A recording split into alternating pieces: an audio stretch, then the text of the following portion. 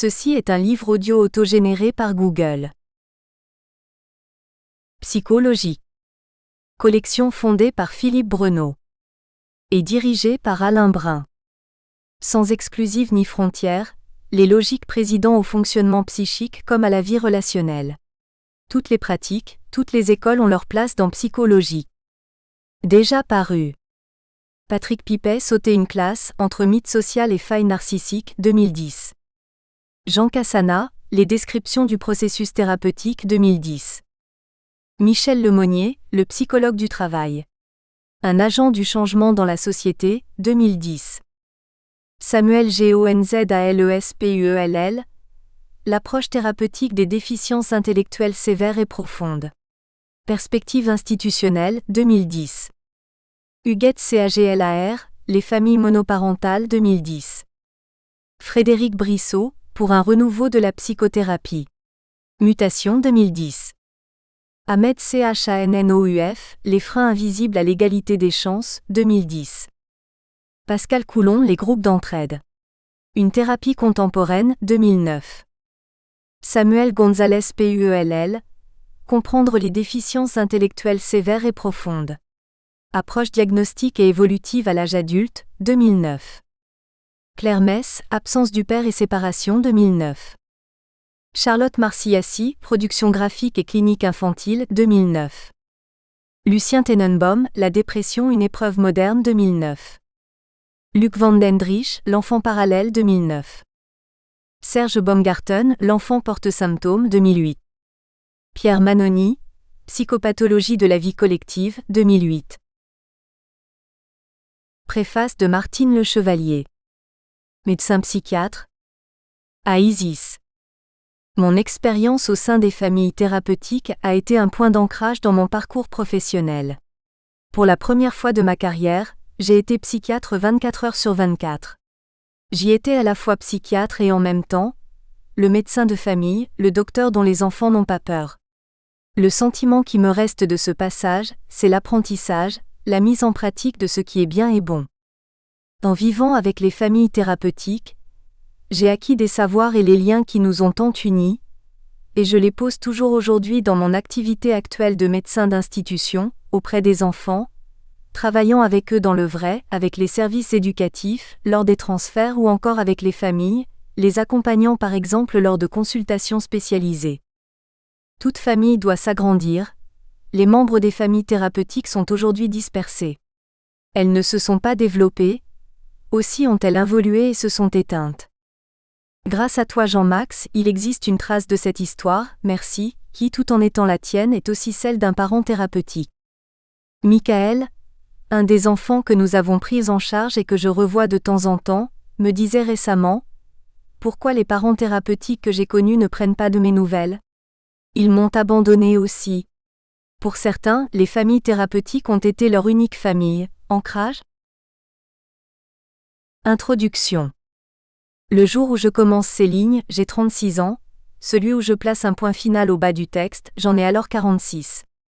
Il m'aura fallu 10 années pour tracer ces lignes afin de rendre ce que j'avais appris à travers mon expérience, aux familles thérapeutiques.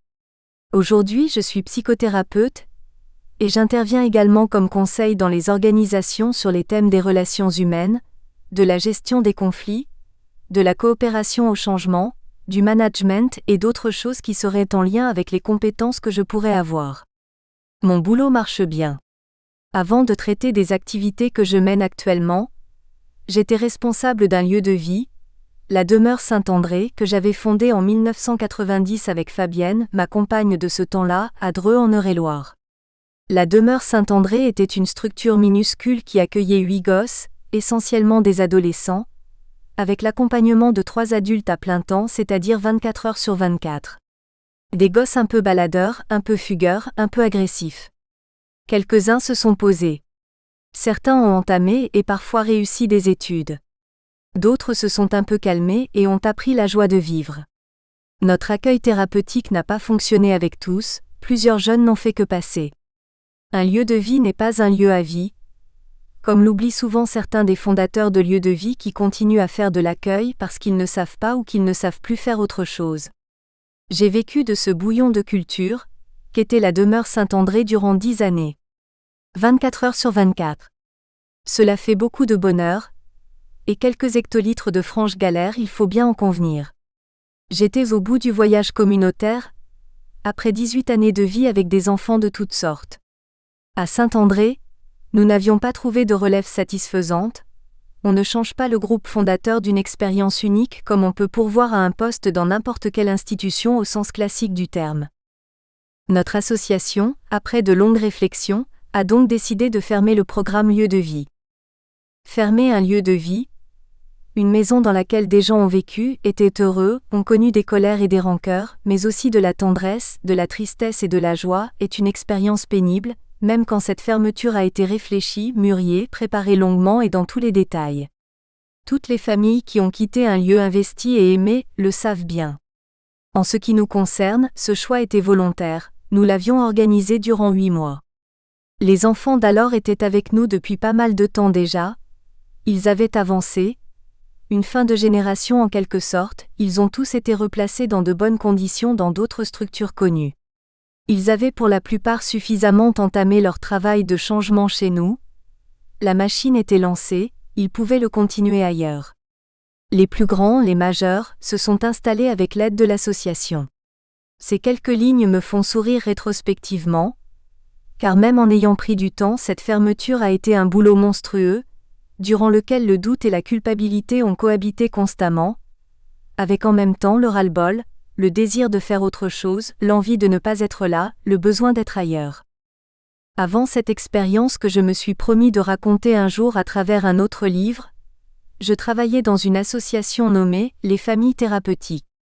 C'est là que j'ai tout appris de ce que je crois savoir. Aux familles thérapeutiques, nous étions en situation de constante création d'une famille à partir d'un modèle expérimental conduit par un médecin psychiatre de talent, le Dr Pierre Tuffet. Je suis convaincu que les activités que je pratique actuellement sur le changement, qu'ils soient individuels ou au niveau d'une entreprise, prennent racine dans cette merveilleuse expérience auprès des enfants des maisons des familles thérapeutiques. Dans cette association, j'ai été tour à tour parent thérapeutique de base, chef de famille, responsable de plusieurs unités familiales et aussi formateur. Plus que toute autre institution, et j'en connais maintenant beaucoup, les familles thérapeutiques ont travaillé la notion de technologie du savoir. Cette manière de modéliser la réussite, que je conduis régulièrement pour des entreprises du secteur privé, est bien connue depuis toujours aux familles thérapeutiques. Le savoir des familles thérapeutiques est enraciné dans celui de la famille naturelle. Il constitue pour beaucoup un savoir qui ne se sait pas, mais qui fonctionne et qui repose sur un long passé d'évolution qui a conduit la famille d'hier jusqu'à celle d'aujourd'hui. L'idée relativement simple de ce modèle est que si la plus grande majorité des familles réussit effectivement à élever leurs enfants en leur évitant la maladie mentale, c'est qu'elles doivent posséder dans leur fond des connaissances implicites, des pratiques, des techniques de prévention, voire de traitement de la maladie mentale. La famille est l'une des plus anciennes institutions connues toujours en vie. Merveilleusement adaptable aux évolutions de la société, et incubatrice jamais égalée pour élever des enfants en bonne santé physique et psychique. C'est-à-dire pour les faire passer de l'état d'enfant dépendant à celui d'adulte responsable, mission et transmission. Sans doute y a-t-il parfois des ratés.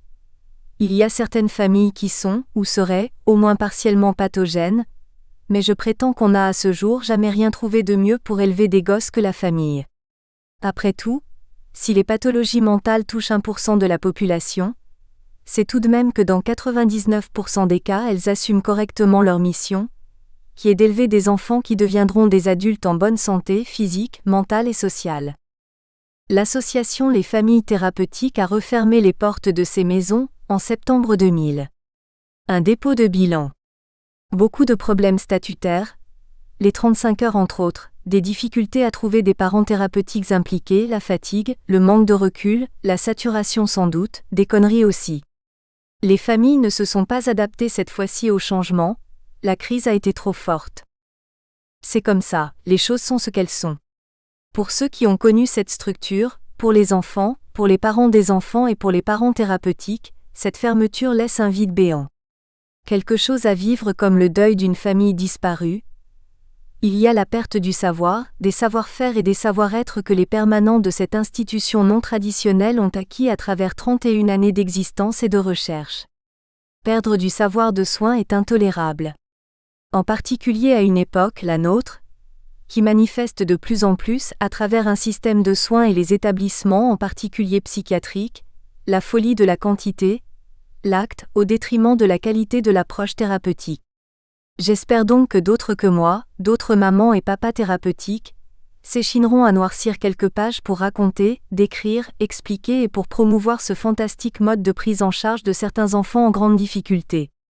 Mode de prise en charge dont j'ai souvent parlé dans des institutions pédopsychiatriques ou dans des institutions médico-éducatives avec internat, ou encore dans des foyers. Assez régulièrement, on me renvoyait l'idée que mes propos étaient finalement un peu saugrenus, et que je ne faisais que raconter ce que ces institutions-là pratiquaient déjà il y a une dizaine d'années, quand ce n'était pas carrément ce qu'elles faisaient toujours. Mon œil.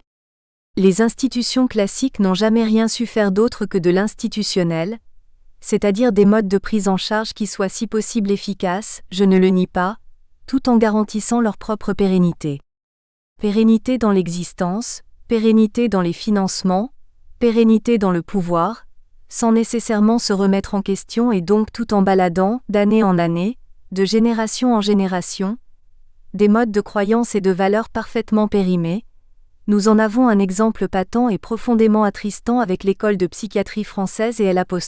État inqualifiable tant les maltraitances, au moins passives, y sont de droit, des établissements psychiatriques, des établissements relevant de la protection judiciaire de la jeunesse ou encore de certains foyers d'accueil d'urgence.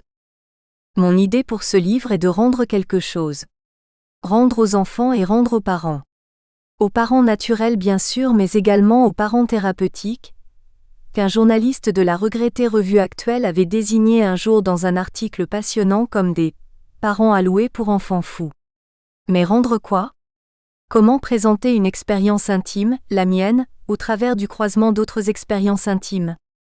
Comment rendre cette expérience humaine, thérapeutique et sociale dans toute sa complexité, sa vitalité, sa profondeur, ses contradictions ? Comment raconter l'intime ? Je ne suis pas Platon, comment décrire l'amour ? Ce livre se veut simple, si possible présentant des éléments du concret, de la vie de tous les jours. J'ai tenté de décrire quelques moments clés du fonctionnement d'une famille thérapeutique, dans le quotidien, à partir des quelques bases de notre prise en charge, finalement très régressée dans ses modalités, à travers des outils que sont les routines, les limites, les points d'ancrage et les colères. Ces éléments viennent de mes souvenirs de parents thérapeutiques et de formateurs de parents thérapeutiques. Ils proviennent de ma pratique de parent thérapeutique, de ma réflexion sur ces sujets, des documents que je garde sur ces approches particulières, qu'ils proviennent du Dr Pierre Tuffet, le médecin fondateur, ou de mes propres écrits et supports de cours. Je pense que les propositions contenues dans ces pages seront évidentes pour beaucoup de personnes. Elles ne le seront peut-être pas pour des institutions qui prennent en charge des enfants en grande difficulté. Si une réflexion d'équipe sur ces propositions peut bien entendu être très enrichissante, je mets en garde les institutions qui souhaiteraient s'approprier brut de décoffrage les techniques présentées dans cet ouvrage. Elles sont modélisées de la famille pour des structures de type familial et ou communautaire, et peuvent ne pas convenir à d'autres modes de fonctionnement. J'ai choisi de ne pas user pour les enfants des éléments de la nosographie habituelle, qu'elle soit psychiatrique, DSM-4 ou psychanalytique, sauf à de rares exceptions. Je parlerai d'enfants en grande difficulté ou tout simplement d'enfants. Les noms des enfants, des familles naturelles et des parents thérapeutiques, les situations des enfants ont bien entendu été modifiées dans un souci de confidentialité. Je n'aime pas dire enfants malades. Je préfère dire enfants extraordinaires. Car ils ont tous les besoins des enfants. Ordinaires avec en plus des besoins extra. Ordinaires dus à des problèmes. Extraordinaire. Dr Pierre Tuffet. Une journée ordinaire, d'une famille pas comme les autres. C'est une rue ordinaire. Tout ce qu'il y a de plus banal. Dans une petite ville de la proche banlieue de Paris. Plutôt résidentielle. Une de ces rues à la fois cossue et avec en même temps, un je ne sais quoi d'encore populaire.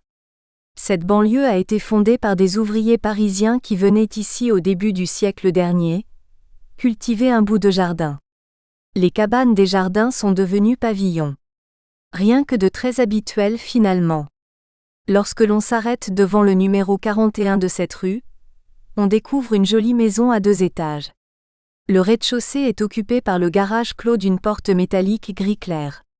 On y accède par une courte chaussée courbe, en pente douce, aux chevrons cimentés, aérés çà et là de quelques herbes folles. L'entrée de la maison est au premier. Un large escalier paré de céramique ocre le dessert, formant terrasse sur tout l'étage. Lorsque l'on regarde bien à travers les barreaux noirs de la grille, on découvre un petit chemin bordé de poiriers proprement taillés. Nul doute que ce chemin mène derrière la maison, vers le jardin.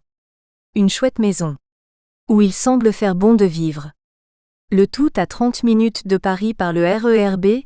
Si vous interrogez les voisins au sujet de cette maison, ils vous répondront probablement que c'est la maison des enfants. Ou encore la maison de la DAS. Certains ont parfois tendance à cataloguer rapidement. Insistez un peu. Vous trouverez sans doute quelques personnes du voisinage qui ne se sentent pas totalement rassurées par la présence de cette maison. Ou plutôt de ses occupants. Parfois, vous disent-ils, on entend des cris comme des hurlements.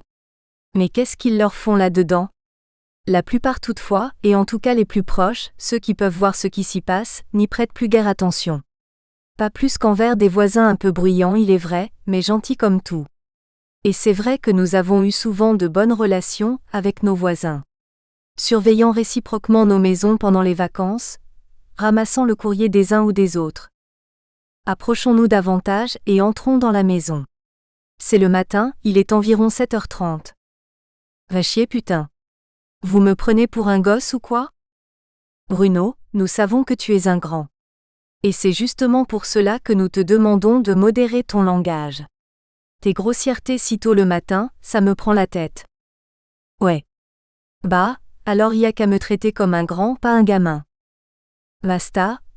Tu sais bien qu'Hervé n'est stagiaire dans la maison que depuis 3 jours, il s'est trompé, ce n'est pas la mer à boire. Maintenant finis ton déj, le bus passe dans 15 minutes et tu as encore ton lit à faire. Et Vincent. C'est pas un peu fini ton cirque ? Audrey, aide-le s'il te plaît ou il va nous mettre du porridge partout. C'est la table du petit déjeuner à Tremblay, la maison dont je suis le chef de famille. D'habitude ça marche bien, mais ce matin c'est un peu le bazar. Bruno est grognon, parce que le stagiaire lui a apporté des quartiers d'orange et un verre de lait chaud au lit. Parano comme il est, il l'a pris pour une injure personnelle. Vincent, qui est entré récemment dans un institut médico-professionnel, une école spécialisée dans laquelle il fait un bout d'essai, est vraiment à prendre avec des pincettes ce matin. Anita et Frédéric, qui vont à l'école communale, sont mal réveillés. Johanna, qui a 10 ans, se comporte comme une gosse de 4 ans et vient de s'oublier, de faire pipi sur elle, c'est-à-dire sur le banc à côté d'Anita et de Vincent, je vous laisse deviner la pagaille. Enfin, Romain, notre petit nouveau de 7 ans, n'a carrément pas voulu se lever ce matin. Pressentant un petit-déj particulièrement chaud, le 6e sens du chef de famille, j'ai demandé à ma collègue de ne pas insister et de le laisser au lit. Bon, ça y est, je suis en rogne. Comment font-ils donc pour transformer le petit déjeuner en champ de bataille ? C'est probablement une de mes plus grosses difficultés dans ce boulot.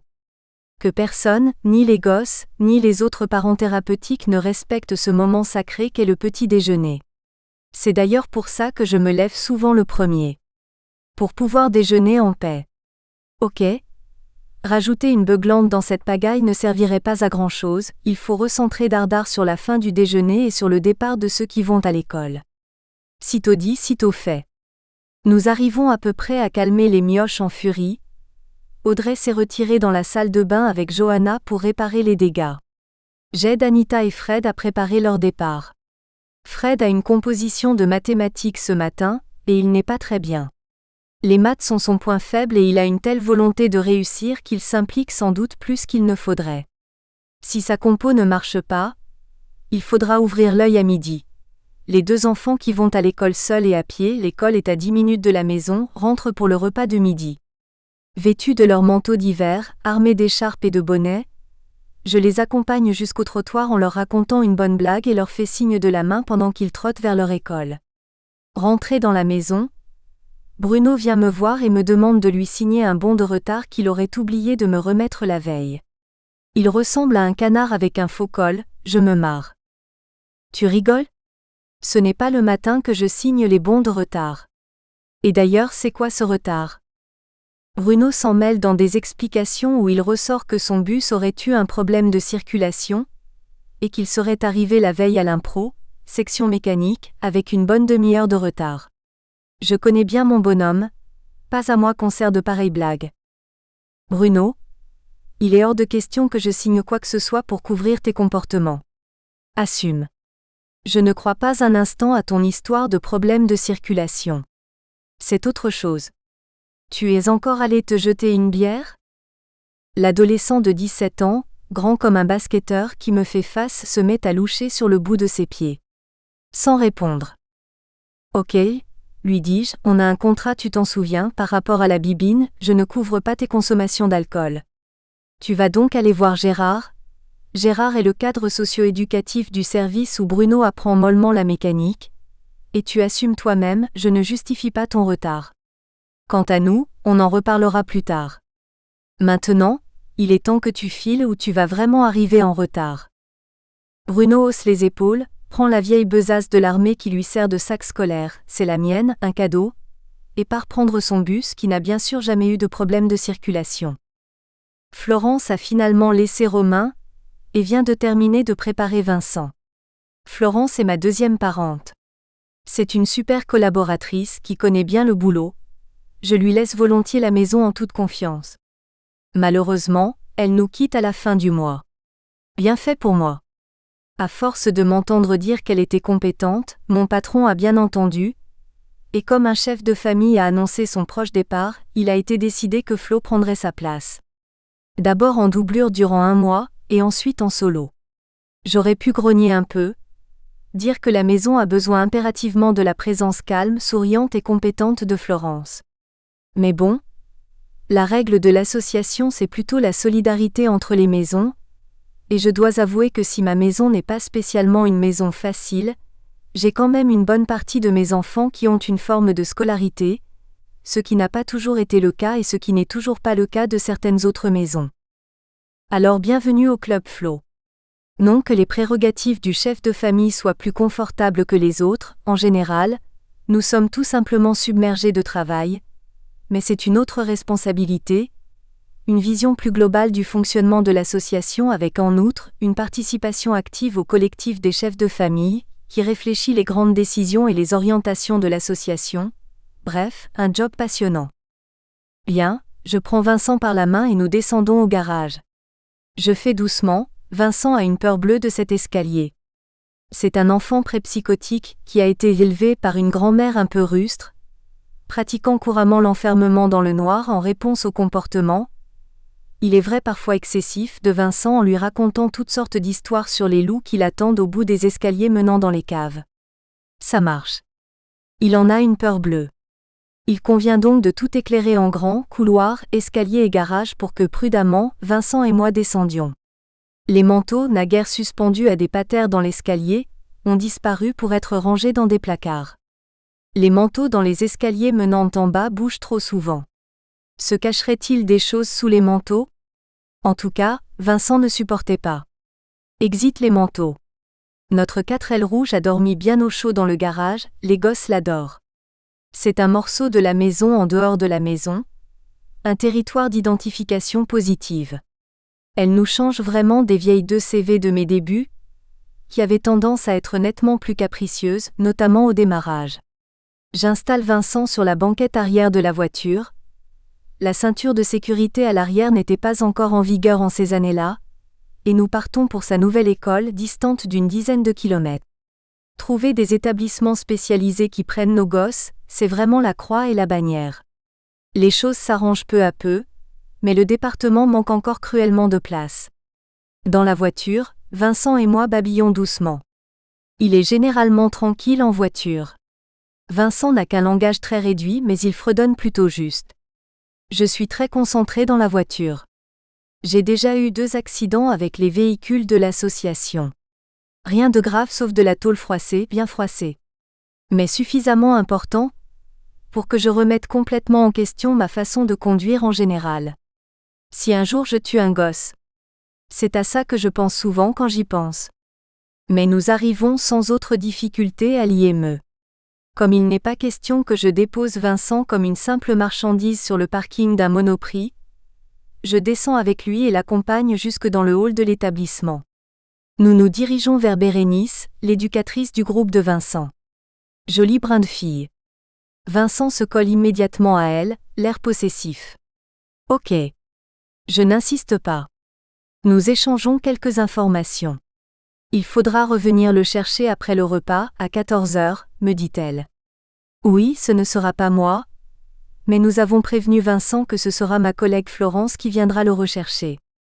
Nous n'aimons pas trop partager l'aller et le retour d'un enfant entre deux personnes, pas très cohérent pour des gosses qui ont souvent d'énormes besoins de cohérence, mais la réunion à l'hôpital pour Romain a lieu à 13h et je ne serai manifestement pas rentrée à temps. Et j'étais censée avoir un rendez-vous ce matin, qui a été annulé. Vincent étant déjà prévenu, nous avons préféré nous en tenir au plan initial. C'est la 4e demi-journée d'essai dans cette IME pour Vincent. Il me laisse alors partir sans aucune manifestation émotionnelle. Tout pareil. Que des ingrats, pensais-je in petto. Je rentre à la maison en faisant un saut à la petite boucherie de notre quartier, où le patron nous prépare régulièrement de succulents morceaux de bidoche à un prix qui vaut largement celui des vaches de réforme de Carrefour. C'est pour les enfants de la DAS, me dit-il en me tendant le sac de ma commande. Je lui ai déjà expliqué plusieurs fois la nuance entre nous et la DAS. Pourquoi insister davantage ? De retour à la maison, les filles ont levé Romain qui déjeune avec Audrey. Je rejoins les autres et leur file un rapide coup de main pour les chambres et le ménage. C'est dingue le temps que ça prend. En général, la plus grande partie de la matinée est consacrée au ménage. Quand je pense que je trouvais ma mère maniaque, quand elle râlait après nous étions 4 enfants, lorsque nous dérangions ou salissions la maison. Chère maman, pardon de tout cœur, maman du monde entier, je vous ai comprise. Quoi qu'il en soit, nous ne pouvons pas en faire l'économie. 6 gosses salissent à une vitesse grand V, la maison l'a mieux tenue. Les stagiaires qui viennent vivre avec nous trouvent souvent, au début, notre attention portée à la propreté un peu maniaque. En ce qui me concerne, je déteste profondément manier le chiffon ou la serpillière, mais si j'avais des enfants, je voudrais qu'ils puissent jouer par terre sans aucune retenue, et c'est pareil pour les enfants qu'on me confie. Et c'est bien à nous, parents thérapeutiques de la maison de le faire et à personne d'autre, genre femme de ménage, agent technique de surface. C'est aussi pour nous une façon de dire aux enfants que nous nous occupons d'eux et de leur confort, même quand ils ne sont pas là. D'autant plus qu'ils ont souvent un mode de fonctionnement au ras du sol, avec de temps en temps des bavouilles associées. Donc, je veux une maison nickel chrome. Y compris dans les placards. Au-delà de la satisfaction un peu exagérée que je peux éprouver en ouvrant un placard, et en voyant les belles piles de linge, bien nettes et alignées, je suis convaincue que les enfants ont besoin de cet ordre-là, extérieur, concret, évident et prévisible pour pouvoir s'autoriser à exprimer le désordre intérieur qui est souvent le leur et sur lequel nous pouvons travailler, proposer des voies d'évolution, de redémarrage, avec l'aide de notre team de spécialistes. La confiance se mérite et c'est un travail de tous les jours. Notre proposition majeure tient dans la solidité du cadre, image d'Épinal certes, mais qui a tendance à donner de bons résultats dans notre culture. Mon coup de main au ménage reste toutefois limité ce matin. Le téléphone m'assaille en général à partir de 9h. Il s'agit de collègues qui demandent des coups de main ponctuels ou encore qui annoncent une fête ou un anniversaire. Un tel de nos enfants est invité, ou bien tous. Alors qui fait quoi ? Ah bon, tu peux nous faire une salade de fruits géante, super. C'est aussi les gens du siège social de l'association qui appellent pour tout et n'importe quoi. Le pointage des kilomètres auto, le relevé des présences de la semaine passée, le rendez-vous du petit untel avec le psy, etc. Ce sont également et peut-être surtout, les parents et les familles qui, confiantes ou inquiètes, participant pleinement au traitement ou complètement opposantes, veulent de toute façon avoir des nouvelles de leurs enfants. Avoir également des assurances pour leur avenir, pour leur devenir. Obtenir enfin parfois des oreilles compatissantes pour dire leur mal à vivre cet enfant-là, ou cette séparation, Et bien souvent les deux à la fois. 4L et téléphone sont les deux mamelles du chef de famille. À cette époque, le téléphone portable n'était heureusement pas développé comme aujourd'hui, de fait il n'existait pas. Aux environs de 10h30, pause. C'est-à-dire débriefing. C'est le moment privilégié où nous nous asseyons avec un café, un thé, des gâteaux secs ou parfois des cacahuètes et que nous pouvons faire le point. Dans ma maison, ce point se fait dans la cuisine, autour de la table. Notre stagiaire a eu la bonne idée de préparer le thé et de sortir un sac de 2 kg de cacahuètes. Je questionne d'emblée. C'était quoi ce bordel avec Bruno ce matin ? Florence, qui était alors avec le stagiaire, pour lui montrer comment nous nous y prenions pour réveiller les enfants, prend la parole et en profite pour le dédouaner. Quand on commence à couvrir les actions des autres, c'est qu'on est vraiment prêt à être chef de famille. Bon, trêve de blague. Et j'en profite pour refaire le point sur la routine du réveil, voir chapitre 6, et l'intérêt pour certains enfants, et uniquement avec leur accord, du casse-croûte matinal au lit. Le problème avec notre fonctionnement, c'est que nous avons tous très envie de bien faire. Puisque sur le papier et dans les conversations on parle de routine, alors chacun est prêt à dérouler la routine comme s'il s'agissait d'un protocole de soins à l'hôpital. Erreur. La proposition des routines est ailleurs. Nous avons tous nos propres fonctionnements, c'est-à-dire nos routines de fonctionnement. L'idée des familles thérapeutiques est d'adapter ce modèle des routines, qui est par nature un modèle sans âme, à des individus qui sont par essence différents. Ce qui fait que la routine de Pierre doit être nécessairement distincte de celle de Paul. Ce point fait, nous avançons dans notre petite réunion, notons quelques éléments sur notre cahier de maison et plaisantons beaucoup de choses et d'autres. Ce matin-là, nous en profitons pour faire la liste des courses que nous ferons le lendemain, avec Anita et Frédéric puisque c'est mercredi, leur jour de congé. Audrey a remarqué des rougeurs sur le corps de Romain. Je réfléchis, le dossier médical ne parle pas d'allergie particulière. Nous le notons pour en parler au toubib et ouvrons l'œil. Après tout, c'est peut-être notre lessive. Tour à tour, nous donnons notre impression et ou les faits que nous avons observés sur ce curieux petit garçon nouvellement arrivé, Romain. Ce matériel est noté. Nos psys en auront l'usage pour leur travail clinique. Il est déjà 11h30. Je dois filer. J'ai promis à un collègue d'être présent à une réunion au siège avec les psychiatres et les parents d'un garçon, dont je me suis occupée avant qu'il ne le prenne en charge dans sa maison, parce que le gosse en question s'était un peu trop confortablement installé dans la mienne pour vraiment continuer ses efforts. Une maison thérapeutique n'est quelque part qu'un lieu de passage, pour y réaliser un boulot particulier, pour régler quelque chose, relancer une évolution, et partir vers de nouvelles aventures. Cela est vrai à la fois pour les enfants et bien sûr pour les adultes. Attention à l'installation dans le mauvais sens du terme qui nous guette tous, enfants comme adultes. Pierre Tuffet parlait souvent de Cozy Corner. Un petit coin confortable où il est facile de s'oublier, d'oublier que les familles thérapeutiques ne sont qu'un espace de transition, un lieu de passage, un tremplin pour aller plus loin. Le siège social n'est pas loin de la maison. Dans le centre-ville d'une proche commune, à 2 minutes de la gare SNCF et des bus, pour d'évidentes raisons de commodité. C'est une ancienne demeure bourgeoise sur 3 étages, avec un hangar mitoyen, un bel espace vide qui sert pour l'instant de garage et de débarras pour l'association. Qu'il nous paraissait immense ce siège social, lorsque l'association a signé pour son acquisition, par rapport aux 4 pièces que nous occupions auparavant dans une cité de la même banlieue, mais pas dans les mêmes quartiers. Maintenant, le siège est tout juste assez grand pour accueillir les services administratifs et le pool de spécialistes qui nous entourent. La réunion est rapide, Jérôme a 16 ans, il est chez nous depuis 5 ans, c'est un garçon qui a très bien évolué, qui a réalisé d'énormes progrès dans ses comportements, dans ses conduites sociales et sa façon d'appréhender le monde. Il a en particulier complètement réglé ses difficultés par rapport à la violence. Garçon naturellement costaud, Jérôme était capable de colère d'une violence rare à la moindre frustration. Il sait maintenant se mettre en colère, râler quand il faut râler, mais tout en habitant sa colère sans être habité par elle. Nous pensons tous qu'il a fini son travail chez nous. Il est temps pour lui de trouver un endroit qui pourra lui proposer des transactions sociales et des activités plus élaborées. Nous sommes finalement un centre pour tout petit. Pas forcément physiquement mais en tout cas dans la tête. La famille de Jérôme, famille simple et bien équilibrée dans son fonctionnement, est prête à le reprendre. Nous y sommes favorables. Ils sont de plus, peu éloignés de l'établissement médico-éducatif que Jérôme pourrait intégrer.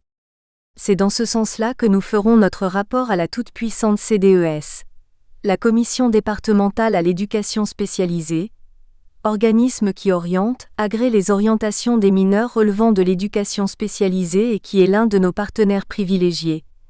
Les MDPH n'existaient pas à cette époque. C'est donc une belle histoire qui se termine pour le mieux. Cela arrive quelquefois. Je me sens émue. Toutes les histoires d'enfants ne se terminent pas toujours aussi bien, loin s'en faut. La maladie d'un enfant va souvent de pair avec des difficultés familiales, des problèmes sociaux, des carences affectives plus ou moins lourdes, de la maltraitance passive parfois active. La détresse et la misère humaine dans toute leur peine. Pour nous, c'est une prise en charge qui se termine. Pour Jérôme, c'est l'accès à de nouvelles réalisations, de nouveaux efforts en perspective, de nouveaux challenges, une nouvelle vie. J'ai le temps de déjeuner rapidement avec mon collègue Mehdi et notre assistante sociale. Sandwich sur le pouce au bistrot de la gare. Sans prendre de café, je fonce à Maison Blanche, le centre hospitalier spécialisé local, l'hôpital psychiatrique en langage commun. Un truc immense, une usine à malades mentaux, une ville dans la ville. Je me perds entre les bâtiments, trouve enfin le lieu de mon rendez-vous et entre. Je ne suis jamais à l'aise dans ces endroits. Encore moins dans les hôpitaux psy que dans les autres. Comment ne pas paraître fou dans un endroit pareil? Et si je fais trop d'efforts pour ne pas avoir l'air fou, ne vont-ils pas justement s'en apercevoir, trouver cela suspect, et paf, d'un coup me déclarer fou? Stop la gamberge, tu participes à cette réunion en tant que chef de famille de la maison où Romain est placé suite à son hospitalisation. Il n'y aura que des professionnels, des psychiatres, des psychologues, des infirmiers psychiatriques, sans doute quelques éducs-spé, une assistante sociale pour le côté humain de la chose et toi. Oui, mais toi tu es quoi comme professionnel? Bonne question, chef de famille, ça fait bien mais est-ce que ça existe comme métier? Pour moi oui, mais pour eux? Bon, je trouve la bonne salle, ouvre, entre et m'installe à une grande table, à côté du psychiatre de l'association qui a eu la bonne idée d'arriver plus tôt que moi et de laisser une place vacante à ses côtés. Le cas du jeune Romain, c'est une expression consacrée. Il s'agit d'un cas, on est bien obligé de donner son nom parce que juste un matricule ça ne se fait pas et on ajoute jeune parce que c'est plus tendre, est examiné. Le service hospitalier a reçu le jeune garçon, suite à une intervention policière motivée par un signalement de la part de voisins. Plus les enfants relèvent de suite, et moins ils peuvent trouver leur place quelque part. L'assistante du chef de service nous énumère l'ensemble du dossier du gamin. Seigneur. 7 ans et déjà autant de misère. Et il n'est que psychoto.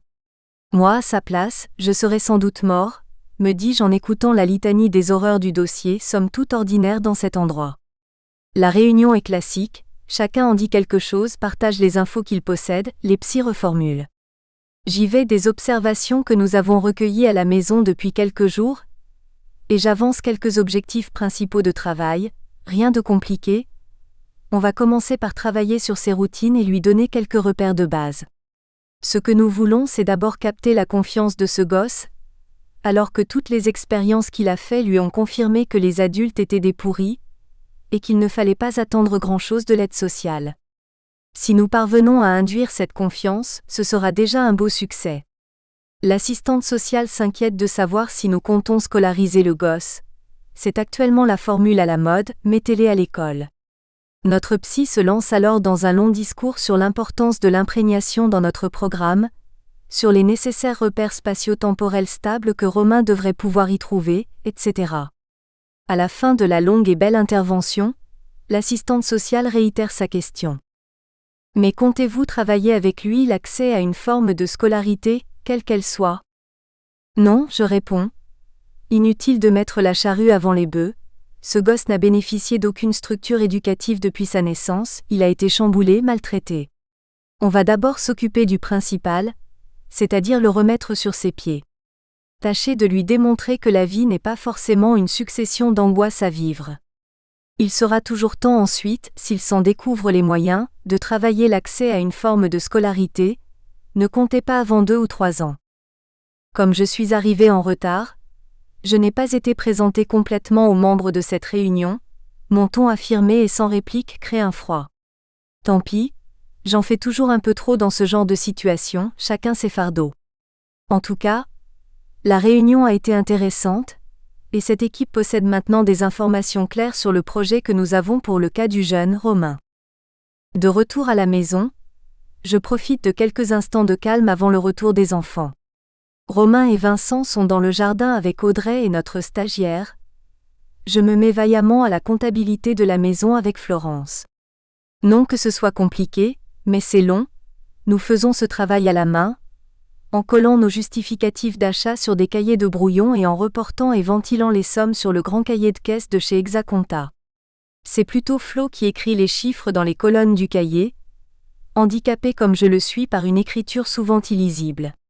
Cela entraîne Flo, qui aura bientôt à le faire dans sa maison. A priori, les chiffres sont OK, le solde papier correspond à 20 centimes près centimes de francs au solde du porte-monnaie. Il faudra quand même que je trouve d'où viennent ces 20 centimes en trop, ou notre comptable va en faire un infarctus. Notre système de financement interne est simple, le siège s'occupe de toutes les factures de charges, la facturation des journées enfants, les salaires, etc. Il nous est alloué un apport hebdomadaire, en espèces, pour nos besoins en alimentation, en produits d'hygiène et d'entretien, les sorties, les différentes activités, les jouets et cadeaux, les vêtements. On appelle ça la vêture dans le social, allez savoir pourquoi, une fringue est une fringue, et toutes ces choses-là. En contrepartie, nous justifions hebdomadairement de nos comptes de la semaine passée. Simple et important dans la mesure où cette façon de faire nous permet une grande liberté. C'est important de pouvoir acheter ce que les enfants aiment, d'utiliser plutôt telle marque de lessive parce que nos propres vêtements ont toujours été lavés par nos parents avec cette lessive-là.